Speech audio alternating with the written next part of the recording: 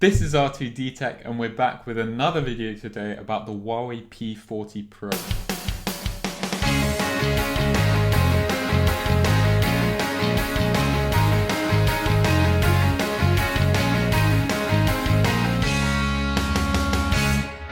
Now before we get onto the phone, we're going to talk about Huawei's relationship with US companies.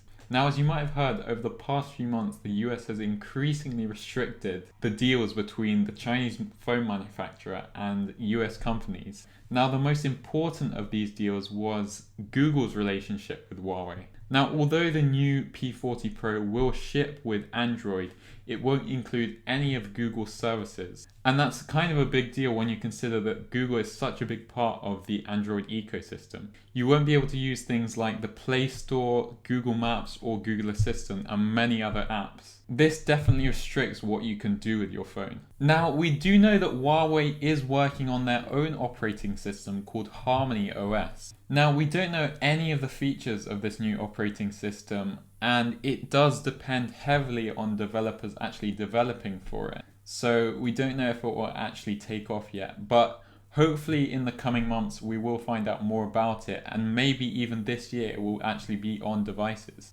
Now, design is what you've all been waiting for. So this phone might well have a very cool design, but we're not entirely sure. When you look at the renders which have been leaked, you see that the glass seems to bleed over the edge on all four sides of the phone. Yeah, top, bottom, and both sides, which is an extension to what Samsung do. They only curve the sides of the phone, but now we've seen leaks where they're curving over the top and bottom on the P40 Pro. It is very hard to tell on the leaks whether the actual display curves over all four sides or whether it's just the glass curving over all four sides to make it seem that way. For example, on iPhones, the glass does curve over the sides, but the display doesn't. Personally, I'm hoping that it is the display that curves over all the sides, and I don't really see why Huawei would change the design if this wasn't the case. The only part of the phone where the frame actually does protrude all the way out is on the four corners, and this design actually does look pretty revolutionary. Now, on the front of the phone, you've got a dual punch hole camera like on the S10 Plus. This obviously provides a screen real estate advantage because you don't need a very large notch. Also on the P40 Pro, the dual punch hole camera is also in the corner like on the S10 Plus.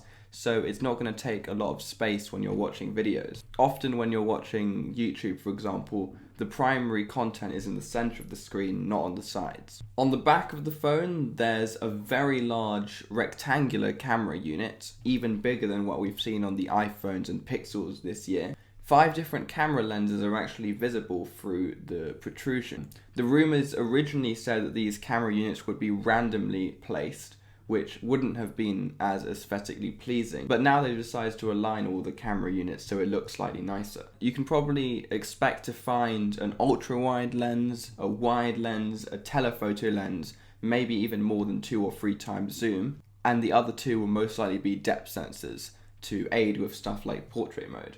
On the front, where you have the dual punch hole camera, one of them is going to be a standard wide angle lens and the other an ultra-wide lens, like we've seen on some Pixel devices. So that was just a short overview of what we thought the P40 Pro would look like and feel like. There isn't that much information on the phone right now, and even what we have seen, they're just leaks and rumors, so we don't know for sure if the P40 Pro will have all these features. Nevertheless, it is still a really cool design, and it would be great if that is the actual design.